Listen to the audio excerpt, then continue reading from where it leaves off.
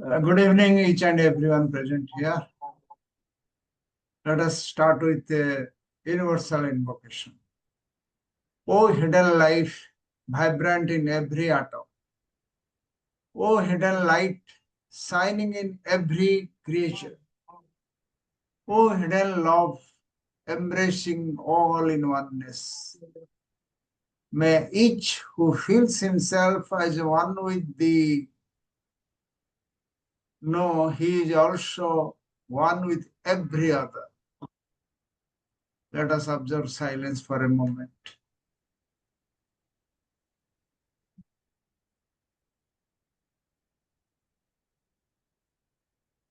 Welcome back. So today we will start the letters from the Masters of the Wisdom second series, and with forwarding by Raja, brother Raja C. Jinadasa. So without any time on introduction, as Bimalji is a very well-known person now in India. We should come directly to subject. Subject is letters from the Masters of Wisdom. Madam sir, letters from the Master of Wisdom second series. Last week she introduced the book review and very beautifully presented. I will give you the YouTube. You kindly go through it. So today she will present the details of the letters 1 to 3 and forwarded by some additional material given by Brother C. Jinaradasa. That is there are two letters consisting of letters written by Mahatma to different personalities, different members of Theosophical Society. So this is the second series we are going to start. Now I welcome Bimalji to start your Thank you presentation. so much. Thank you so much, Pradeep ji, and thank you everyone for joining today. So, we will continue with the presentation of the letters of the Masters of Wisdom, second series. Now, we're going to do the first three letters. The first three letters, the first two have something in common. They both are about the master telling somebody that someone else is all right. So, the first letter was received by HPB's aunt, and this letter is explaining to HPB's aunt that HPB is all right. It was written by KH in French.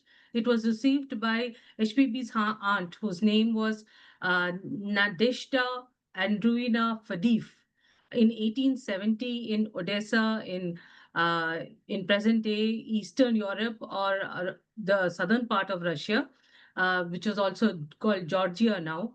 So that in Odessa, this aunt of HPV received this letter in 1870. And what is the forward which Jina Rajadasa writes? He says that at that time, the Society of Psychical Research accused HPV of forging the letters of the masters. Now, this letter was received in Russia by the hands of an Eastern person who handed over the letter to HPB's aunt at the door of the house. And right there in front of her eyes, that Eastern person disappeared, that yogi looking person disappeared. Now, how can it be that HPB can forge a letter? Why should she forge a letter, send it through an Eastern person? And why should she do that? So, all that allegations of the psychical research is completely wrong. That is what is written in the forward by Jina Rajadasa. Now, this letter received by Nadeshta in Druvna, the aunt, is an interesting letter because it is the very first letter ever written by any master to anybody outside in the outside world. This aunt of HPB was just 3 years older than HPB. You know, how it is like the grandparents are still having children when the mother is having a child. So HPB's aunt, that is her mother's sister, was just only 3 years older than HPV. She lived quite long. She was born in 1828, and she lived up to 1919. So that she outlived HPV's, even her younger sister. HPB's younger sister also died early. So, and she was this aunt was also responsible. She headed the first Theosophical Society in Russia. So let's now look at the handwriting aspect of it, which Jina Raja Dasa points out, that how can HPB forge the KH's letters. You look at KH's writing, it's very different from HPB. HPB's writing is on the right and KH is on the left. The letter that we're talking about is in French, but even in this, the letters are in English, the English words. So the like the T, for example, is there's a long dash on the T, and also on the M there is a small dash. So this is the peculiarity of KH's writing, whereas you can see on the right that HPB's handwriting itself is so different.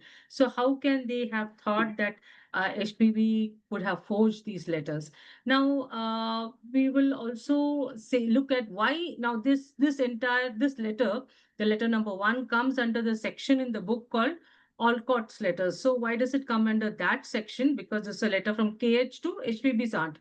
It comes under that section because in 1884 there were so many allegations against HPB for forging the letters from the masters, that at that time this aunt of HPB wrote to Colonel Alcott saying that I have got a letter from the master which cannot be a forging of my niece. And in that letter, she writes this. She says that at that time, nobody knew where she was. That is, nobody knew where HPB was, and which made us all deeply anxious. All our researchers had ended in nothing. We were ready to believe her dead. So this was the condition of that family at that time, and there were many family members. We will look at the family chart. Uh, HPB's mother had passed away when she was just 11 years old, but her father was alive. HPB's grandmother was no longer alive in 1870. She also had passed away. She passed away in 1860.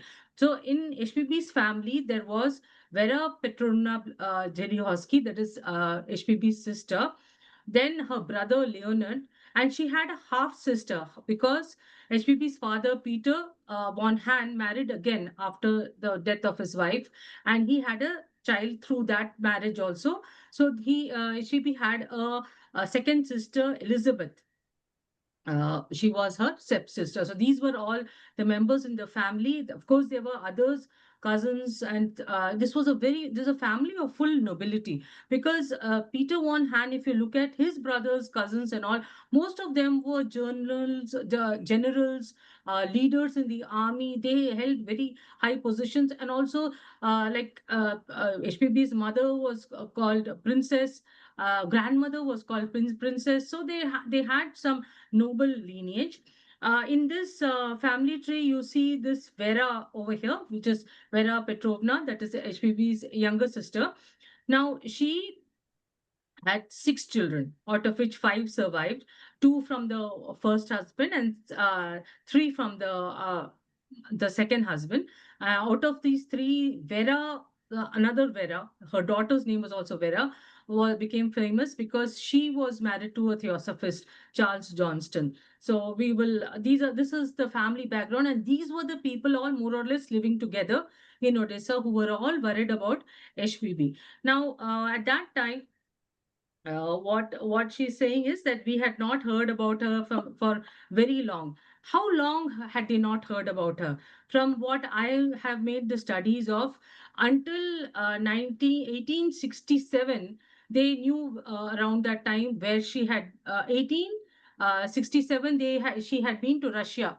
Until then, they knew her whereabouts, where she was going. She was communicating. She had also spent in between 4 years in Russia before that. So until 67, they knew where she was. It was from 67 onwards till 1870 that they did not know where she was. So for nearly 3 to 4 years, they did not know where she was. And that obviously a family which is so close will be worried.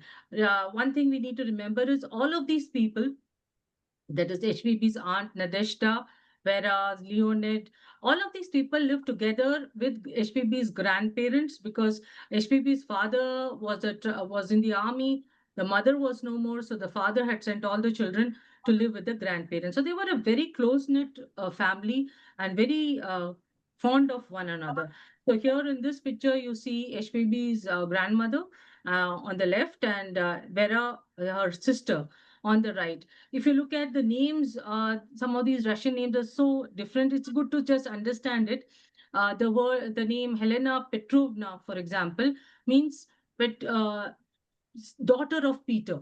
If there's a girl's name, the father's name has NA attached to it. If it is a boy, the father's name is attached with the ICH. So HPB is Helena Petrovna. HPB's sister is Vera Petrovna. HPB's brother is Leonid Petronovich. And you will see this commonality, like in the case of HPB's aunt, it is Nadeshda and Druvina, because the father's name is Andrei. So this is just something that we just a general knowledge that we know we should understand about the names. So now let's look at the first letter itself from KH. It says, to the honorable, most honorable lady Nadeshda Androvina Fediv, Odessa, the noble relations of Madame H. Blavatsky have no cause whatsoever for grief. Their daughter and niece has not left this world at all. She is living and desires to make known to those whom she loves that she is well and quite happy in the distant and unknown retreat which she has selected for herself. She has been very ill, but is so no longer. For under the protection of the Lord Sangyas, she has found devoted friends who guard her and her physically and spiritually. The ladies of her house should therefore remain tranquil. Before 18 moons shall have risen, she will return to her family. So this is a nice way in which, in French, KH has written this information. But actually, what happens? He has predicted that in 18 moons, that means in 1.5 years, she will come back home. But HPP really doesn't go back in 1.5 years. She, if you look at her travel, she actually goes back only in after 2 years. 1872 is when she goes back to Odessa. So anyway, by now their family has been assured. So this was the first letter, and we see how the masters have this is overall concern not just for the founders but even for their family members. You will see in future letters in these series itself that the masters will have written that to Alcott, that don't worry about your sons, they will be all right. There will be ways to take care of them financially also. So it's not that they were just concerned about their own mission, they were concerned about the well-being of the family members of the founders too. So now let's go to the next letter. Letter number 2 is also again asking, one person is asking about the well-being of another theosophist. In this case, it is Tukaram Tatya who wrote about Damodar and to Olcott on June 5th, 1886. At that time, HPV was in Italy. So once again, here Jina Rajadasa saying HPV was in Italy. So please don't say that this is also another forging. It is not possible. Here, Tukaram Tatya has written to HPV, and in transit, KH has written a letter in the letter written by Tukaram Tatya. And what did Tukaram Tatya write? He wrote, I have constantly been thinking of poor brother Damodar. It's nearly a year since he left, and we have hitherto no authentic news about him. If you have any recent information about him, please communicate it to me. So when Colonel Olcott received this, Master KH had written a letter to him in transit. And what had Master KH written? Master KH wrote this: the poor boy has had his fall. Before he could stand in the presence of the masters, he had to undergo the severest trials that a neophyte ever passed through to atone for the many questionable things in which he had overzealously taken part, bringing disgrace upon the sacred science and its adepts. The mental and physical suffering was too much for his weak frame, which has been quite prostrated, but he will recover in course of time. This ought to be a warning to you all. You have believed not wisely, but too well. You have believed not wisely, but too well. So let's just look at this part. I mean, just to break up this part, if you look at Damodar's life, he was born in 1861. He read The Isis Unveiled in 1879 and joined the TS in 1879, August 1879 in Mumbai. Then he took up work in the TS in September 1879, took up residency in TS Mumbai in 1880 and gave up his caste at the same time. He became the joint secretary of the TS. He was helping the correspondence, all the amount of correspondence which HPB was getting. In 1880, he went along with HPB and HSO to Sri Lanka and took the Panchsheel, Pancil, became a Buddhist. That's when his family also was too fed up with him. And he gave up his family income, which was 50,000 rupees at that time.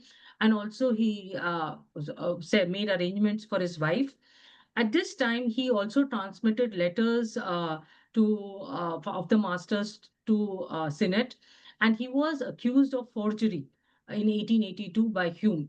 Also, there were problems with Hartmann. Franz Hartmann was a German theosophist living in Adyar. He had some problems. Hartmann had some problems with Damodar, and Damodar was writing directly to the founders, that is HSO and SPB, about some activities of these Coulombs. And Franz Hartmann found his behavior very autocratic and dominating. That is Damodar's behavior dominating. So anyway, all this has happened, and meanwhile, by 1885, it has come to this point where it is not 1885 or 1884. Let me just check which year. Yeah, 1885. It has come to the point where Damodar takes the blessings in February 1885. He takes the blessings of HPB, and by April he has reached Tibet. So this is the story of Damodar in a brief way.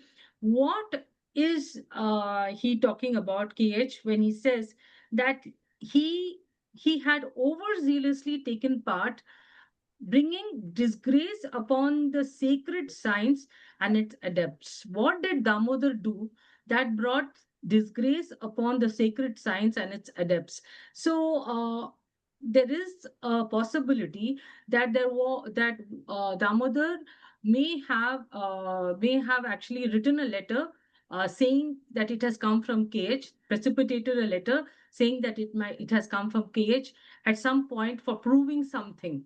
So, just out of his over enthusiasm and desire to prove something, he may have done that. That is what my research is saying, that kind of an activity he may have done. It also has been written by HPB that here you see Damodar. Damodar is sitting down here, and that is HPB. This is Mohini Chatterjee. I couldn't recognize all of them. I think this is Senate, and I'm not sure. Subbarao, I can see. Of course, this is Olcott and HPB, but others I'm not sure. What there are very interesting things that happened connected to Damodar. So one thing is that uh, what HEB says about that Hodgson report, she says that Damodar, Subbarao, and one more person, three people, they really mishandled the Hodgson when Mr. Hodgson came for interviews. They did not answer him properly.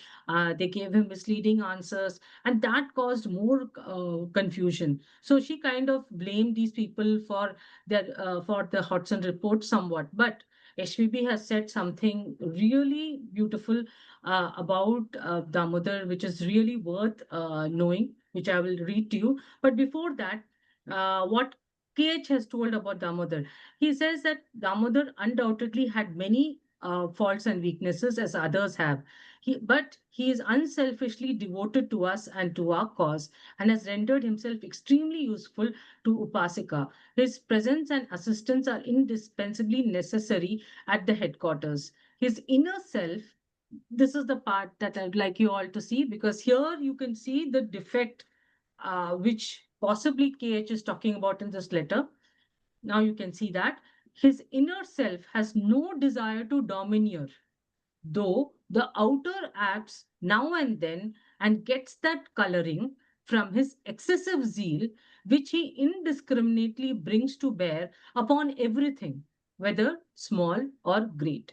So this is in the letter written by KH to Franz Hartmann, who probably must have complained about Damodar to KH, and here that he finds him dominating, his behavior dominating. So this is what he's saying, that in his heart he is not a dominating person, but in his external appearance he appears to be dominating. So these were the weaknesses of Damodar's character, which he was suffering when he had left everything and gone off to Tibet. So which is what that letter was talking about. Also, there is this beautiful thing that HPB has written in 1890, that is the very last year, April 1890, just a few days before she died. She writes in an open letter to my brothers of Aryavrata, explaining why she did not return to India, referring to the TS's role in the reawakening of India. She stated, this is her words, most important of all, one at least, one at least among you has fully benefited by the TS. And if the society had never given to India, but that one future adept, Damodar, who has now the prospect of becoming one day a Mahatma, Kali Yuga notwithstanding, that alone would be proof that it was not founded at New York and transplanted to India in vain. So look at the great compliment HVP has given, that Damodar is the one success story. So let's continue with the letter of letter number two.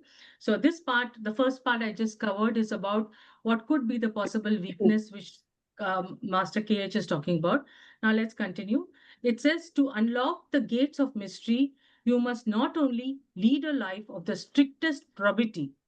The word means complete honesty and uprightness of character, but learn to discriminate truth from falsehood. You have talked a great deal about karma, but have hardly realized the true significance of that doctrine.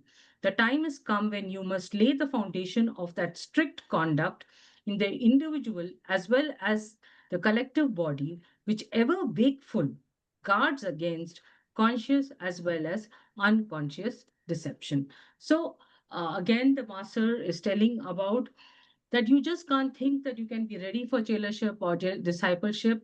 There has to be absolute superb filtration inside you to filter what is true, what is false, and whether your own thoughts, whether you are deceiving yourself with your own thoughts, how true are your own thoughts to the reality of a situation, all that. So that level of purity is required for this path of discipleship. That is what the letter number two is all about. Of course, it is also assuring that Damodar is all right. So after this, we go to letter number three. This is the final letter of the series.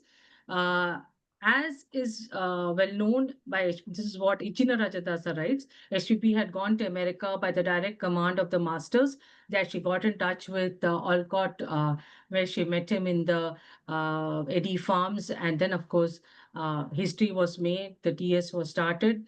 At that time, around that time, another master started corresponding with Olcott, and this master was an adept whose name was Serapis Bey.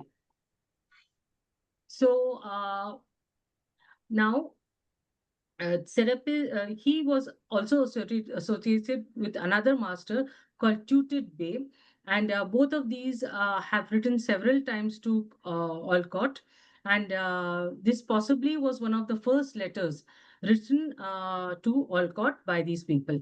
Now, before we get to know about Serapis Bey and Tutit Bey, who are these masters, who was these adepts? As we know that we have a brotherhood, the Great White Brotherhood, which is based in Shambhala, which is supposed to be in Tibet, or some say that it is in Mongolia, somewhere it is written it is in Tibet, but wherever that is, there is a Great White Brotherhood. Then there is supposed to be a brotherhood in Yucatan in Mexico. Then there is a brotherhood somewhere in South America. There is one more brotherhood called the Brotherhood of Lakshar, which is supposed to be an Egyptian.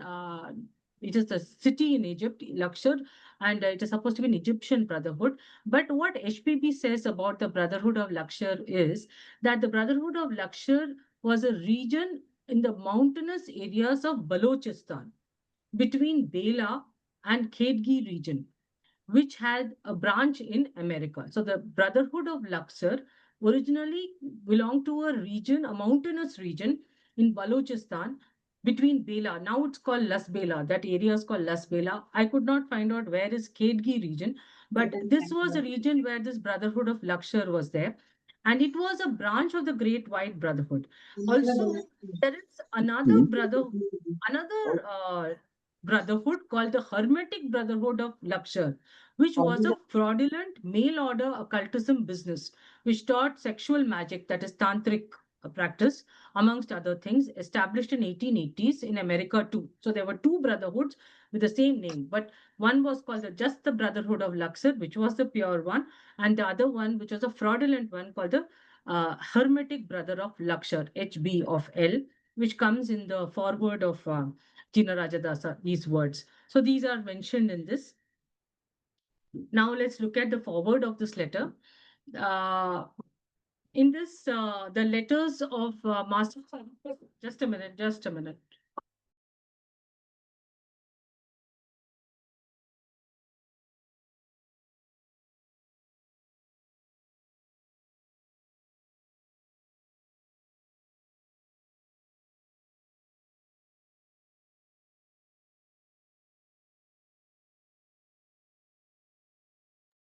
Sorry. So the forward says that Master Serapis mentions John King several times.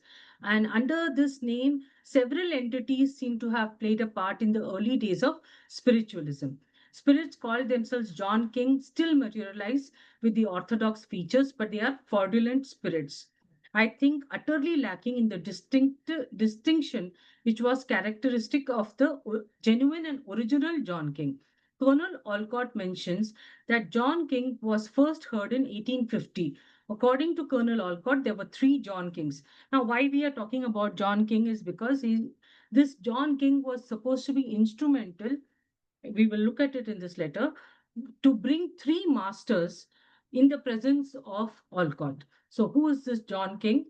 There are three different sort of types of John Kings actually. One is a pure elemental who has been used by HPB and certain other expert to do certain wonders. Second is the ghost of one Henry Morgan, who was a famous buccaneer, means sailor, who was haunting all these mediumship seances and all. And the third was a messenger and servant, but never the equal of living adepts. So that was the original and great John King, who was helping the movement, who was helping Alcott, who was helping in these seances to do certain things. So these were the three things, all three were being called John King. So now let's look at the letter that has been received, the letter number 3. This letter, now I just told you about the Brotherhood of Luxor. The Brotherhood of Luxor had several people. Out of them, the four people that we know about are Serapis Bey, then there's one Richard Moore, and there is Polydorus Isurenus, who used to instruct Geoffrey Hodgson a lot, and then there is Tuted Bey. Now, this Tuted Bey is the one who has written the letter number 3. So he writes, from the Brotherhood of Luxor, section the 5th to Henry S. Olcott. Brother Neophyte, we greet thee. He who seeks us finds us. Try. Rest thy mind, banish all foul doubt. We keep watch over our faithful soldiers. Sister Helen is a valiant, trustworthy servant. Open thy spirit to conviction. Have faith, and she will lead thee to the golden gate of truth. She neither fears sword nor fire, but her soul is sensitive to dishonor, and she hath reason to mistrust the future. Our good brother John hath verily acted rashly, but he meant well. Son of the world, if thou dost hear them both, try. It is our wish to effect an opprobrious punishment on the man child. This is Henry Child. And through through thy means, brother, try. Thou hast many good mediums around thee. Don't give up thy club. So this letter, as you can see, the first part is about HPB. The tutor Bay is asking HPB, Olcott to have trust in HPB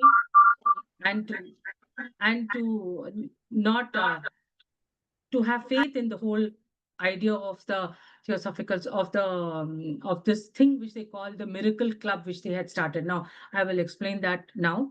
Before that, we will go into this line which he says, it is our wish to effect an opprobrious punishment on the man child. Now, who is this man called Child? His name was Henry Child, and he was a one Dr. Henry Child.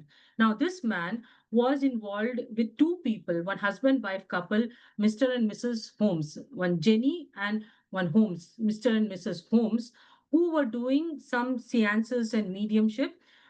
They were producing one lady called Katie King, who was supposed to be the daughter of John King. And this Katie King was appearing inside one cupboard. At the glass, there was a glass window in that cupboard, and this Katie King was appearing inside that. The ghost of that Katie King was appearing inside that glass cupboard, and she was giving messages and she was doing all kinds of things. And this couple, the Holmes, Jenny and Holmes, and this Dr. Child, they were all fooling a lot of people, collecting money for all these seances and fooling lots of people because the person that ghost who was appearing was not even a ghost. It was not even the etheric emanation of a medium. It was actually a real person wearing makeup and wearing a veil. That person's name was Eliza White. And they had found a method to open up the cupboard from the back, and this lady would just a minute, just a minute.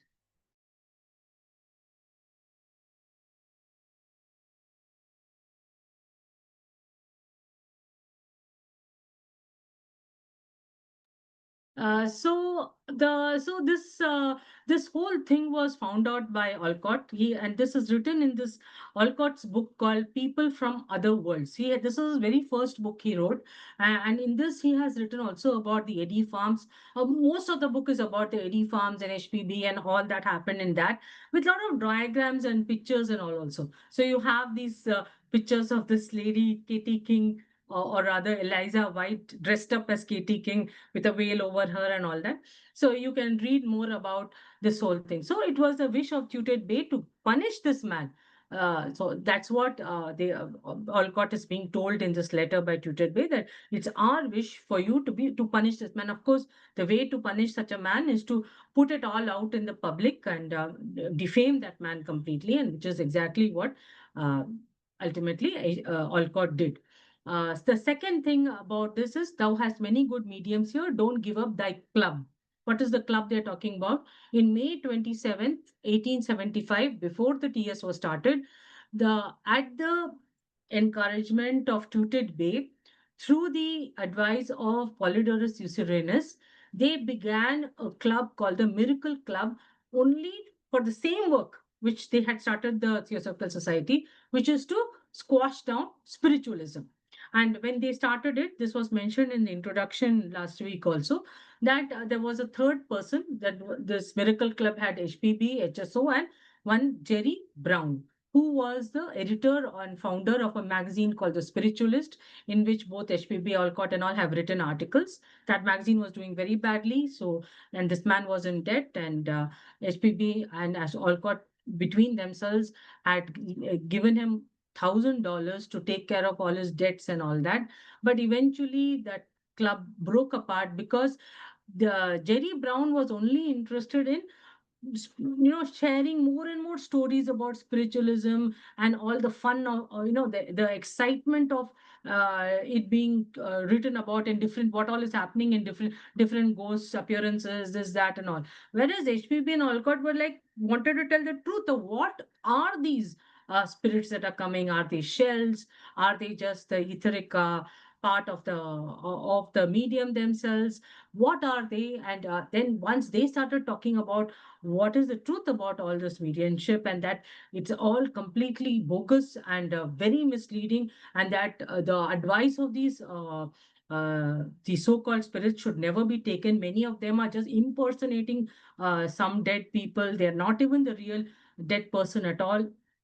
When they started writing all that, then this third founder of the Miracle Club, this Mr. Jerry Brown, he was very upset. He said, "You are destroying my entire business. I have a business called the Spiritualist, and I'm talking about this. And now, if you're going to say that all this is humbug, my business is completely over." So he broke away from this. So even then, Master Tutit Bay is saying that there are many good mediums out there. So don't give up on the club just because it has failed in this part. So in this also, we had discussed last time that the master serapis we had told about Jerry that if you can make him repent and suffer, because he had taken so much money from HPB and HSO, yet he eventually actually spoke against the Theosophical Society. So he said that if you can make this Jerry Brown repent, then you will be doing that soul a great favor.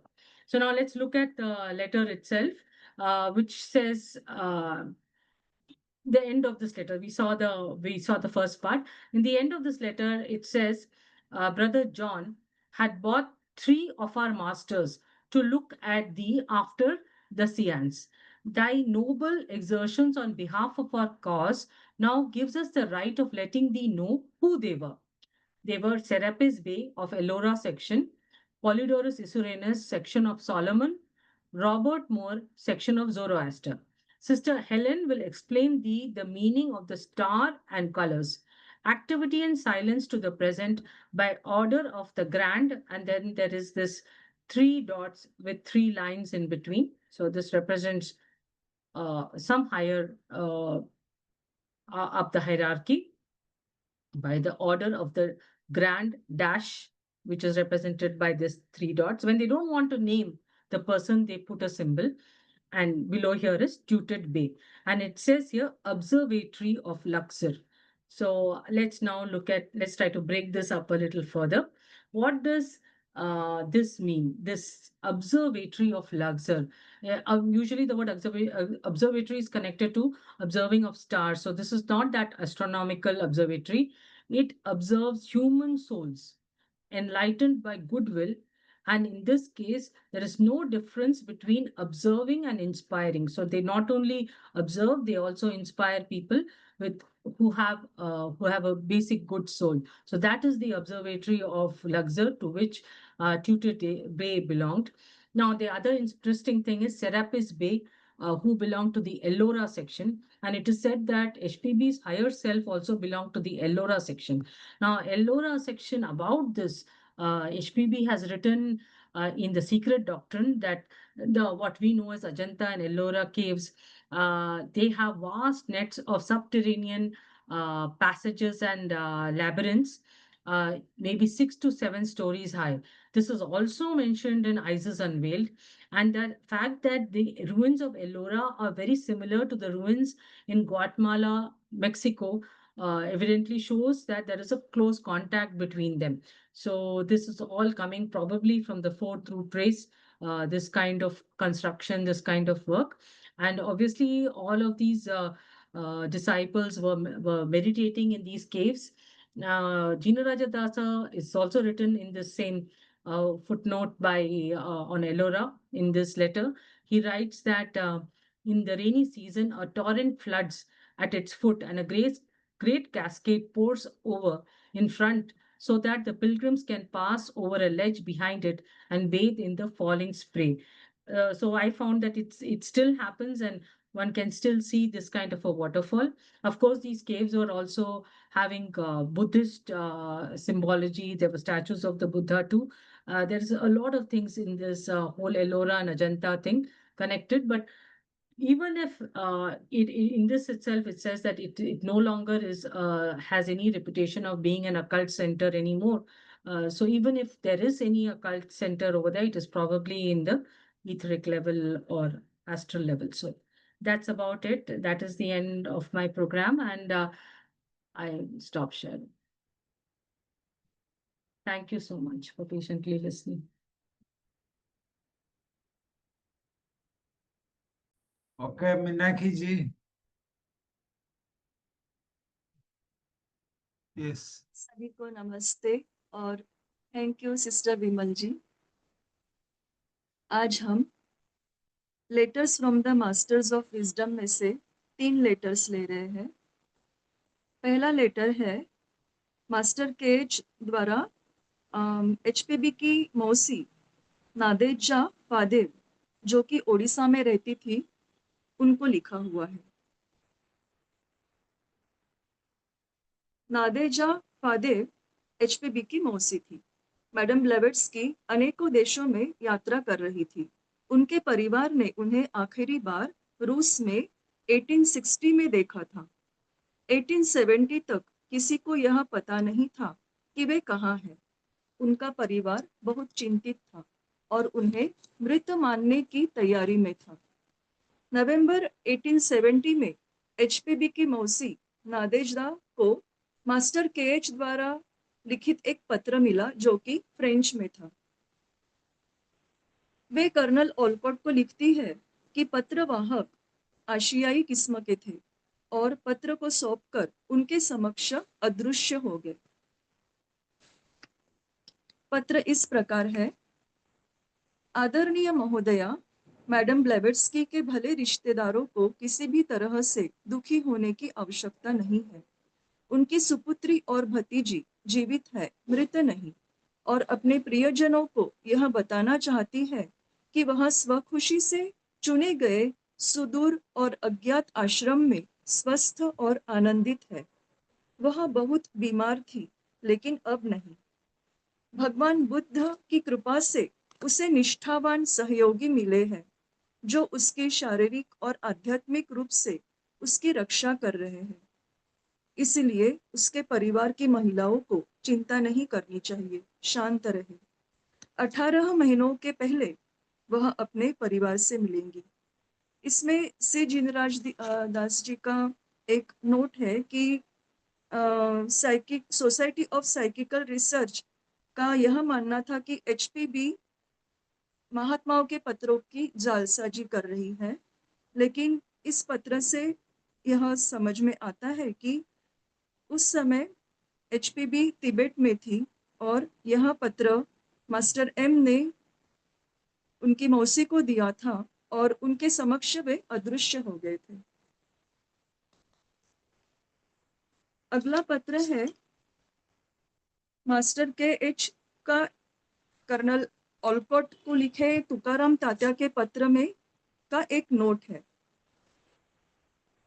Colonel ओलकॉट को लिखे अपने पत्र में मुंबई के member Tukaram Tatya Damodar के मावलंकर के बारे में चिंता जताते हैं कि दामोदर के तिब्बत के प्रस्थान में करीब 1 साल होने को है, लेकिन उनकी उसकी ओर से कोई खबर नहीं।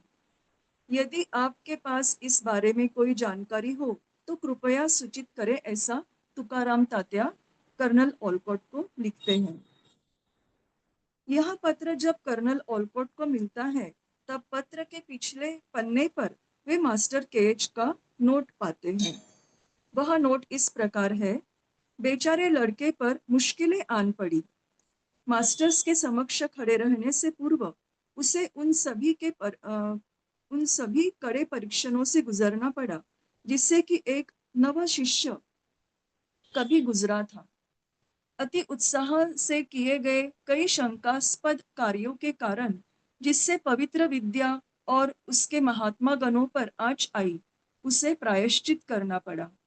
उसके कमजोर शरीर के लिए, जो काफी थका हुआ था, मानसिक और शारीरिक पीड़ा बहुत अधिक तीव्र थी, लेकिन समय के साथ वह ठीक हो जाएगा।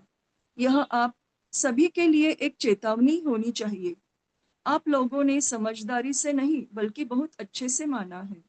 रहस्य के द्वार खोलने के लिए आपको न केवल सबसे सख्त सत्यनिष्ठता का जीवन व्यतीत करना चाहिए, बल्कि सत्य और असत्य के बीच पहचान करना सीखना चाहिए। आपने कर्म के बारे में बहुत कुछ बोला है, लेकिन उस सिद्धांत के बारे में सही महत्व को शायद ही कभी समझा है। वह समय आ गया है जब आपको अपने आप में और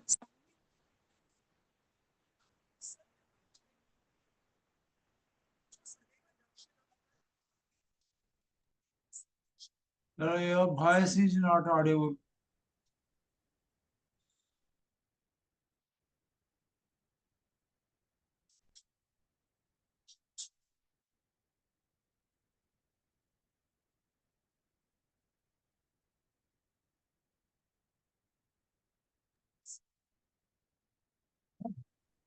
मीनाक्षी जी आपका कुछ सुनाई नहीं दे रहे। हेलो। आप म्यूट हो गई थी मैडम, थोड़ा पीछे जाइए।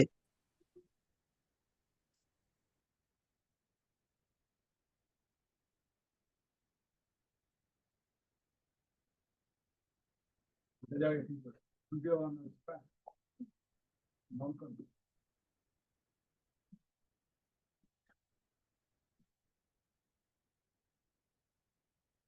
Yes. Can you hear me? Yes, yes. Now it is okay. Yes.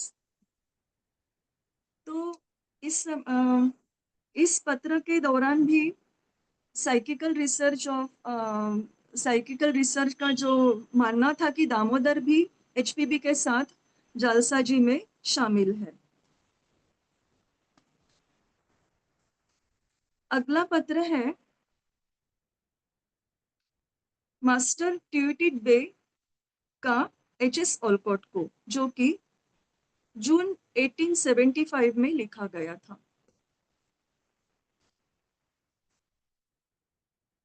Master कहते हैं कि हे बंधु नवशिष्य, हम आपका स्वागत करते हैं। जिसे हमारी तलाश है वह हमें पाता है।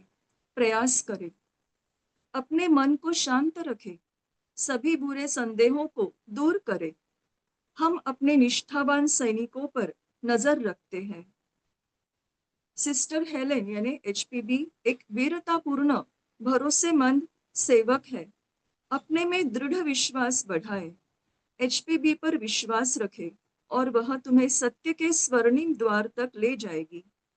वह न तो तलवार से डरती है न ही आग से, लेकिन वह निरादर के प्रति भावुक है और भविष्य काल पर विश्वास न रखने का उसके पास कारण है। हमारे अच्छे बंधु जॉन ने वास्तव में जल्दबाजी से काम किया है, लेकिन उसका इरादा अच्छा था। भौतिक जगत के पुत्र, अगर दोनों से मार्गदर्शित होना चाहते हो तब प्रयास करें। हम चाहते हैं कि आपके माध्यम से चाइल्ड यानी डॉक्टर हेनरी टी चाइल्ड को घोर दंड दे।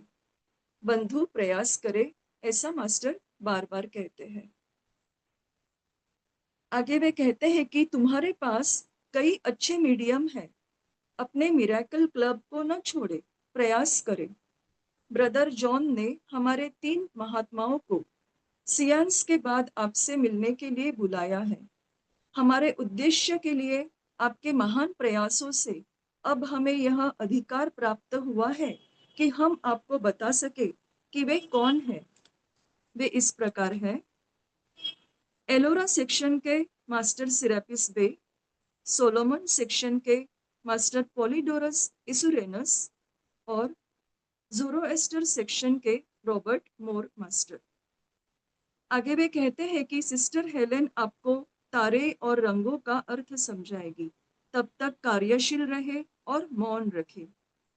यह सिद्ध संघ का आदेश है।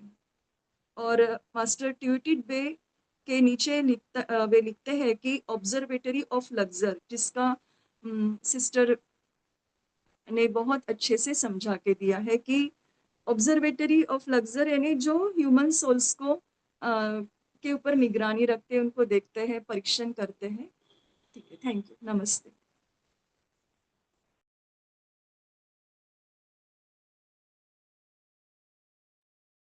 Now, forum is open for a question and answer by Vimal ji, and also I request any member can share his thoughts on over these 3 letters.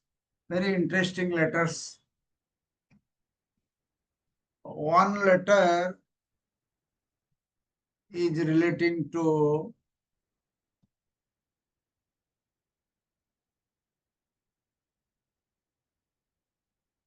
letter number 1, which was issued to Blavatsky auntie before Theosophical Society was formed. And in that letter, if you marked, a very interesting thing is there that, of course, Vimal ji also mentioned that point, that sea is under the protection of Gautam Buddha. You know, the great Lord left physical body long years back. But the ashram where Blavatsky was taking some kind of training. So, under the protection of Lord Sanghas, Lord Buddha. So, you see the letter in the year 1870, and Master Cage wrote the letter and sent through Master M to Odessa. The now the present it is under the at Ukraine. There in this letter it is mentioned that sea is under the protection of Lord Gautam Buddha. So whoever working for the humanity through the Theosophical Society, all are under the protection of not only the masters but the great teacher Lord Buddha. Okay. Anyone can share their thought, or Madhavji can ask any questions.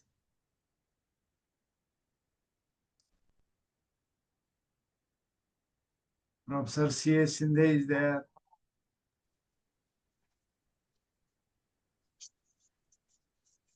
Yes, sir.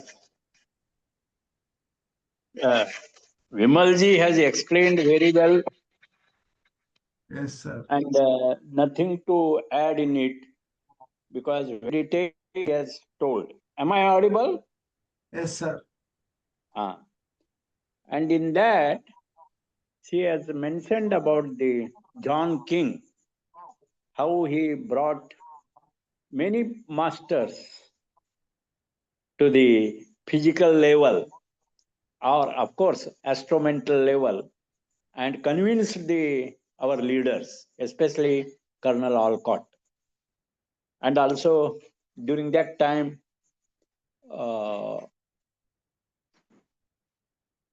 many people were there. They were convinced by the existence of the master. So John King's role is very important in the initial stage.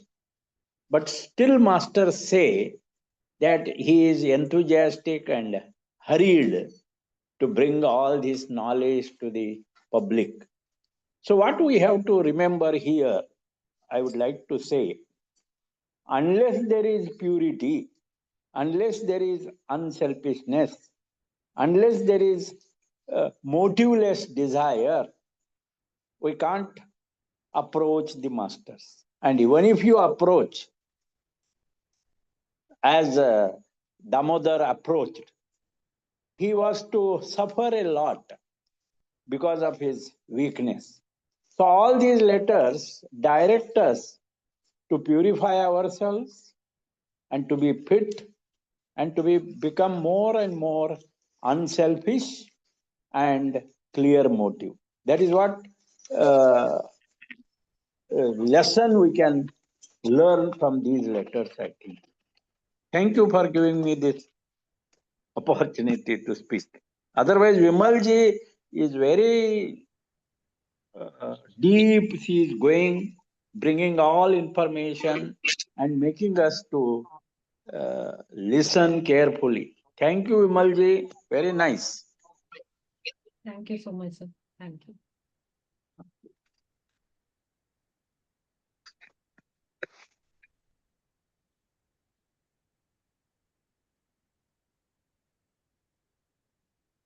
Anyone, any query, any question? Madhavji, then Sheetalji also there. A new member joined. Not new member, but new in the Mahatma, Sarda Chaudhary from Jaipur. सरदा जी आपका कुछ प्रश्न है क्या? Sir next time Okay, sir. अभी उनका video देखना पड़ेगा एक बार और। Okay, no problem. You can ask next time. Okay, sir. Okay, Vimal ji will close. Just. Thank you.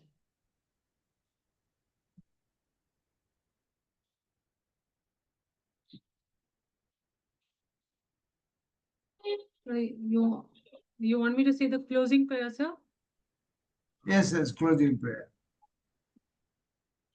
Asatoma Satkamu, Tamasoma Jyotirgamu, Mrityorma Amritam Kamu. Om Shanti, Shanti, Shanti. Thank you, everybody.